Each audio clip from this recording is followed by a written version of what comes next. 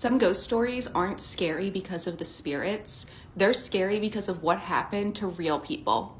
When I was a kid, I went to summer camp at Foxcroft School in Middleburg, Virginia. Foxcroft is an all-girls boarding school that was founded in the early 1900s. We were told that the property was owned by the Kyles in the 1700s.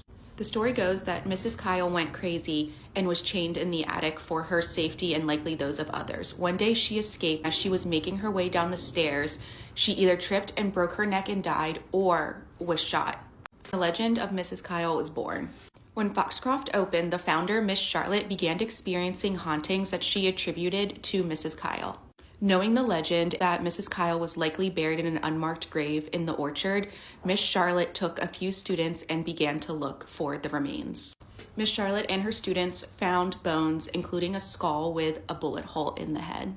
Miss Charlotte reburied the bones and placed a plaque over it that said, "Here lies the bones of Mrs. Kyle, who lived in the old brick house and died circa 1780. Her ghost still haunts Foxcroft."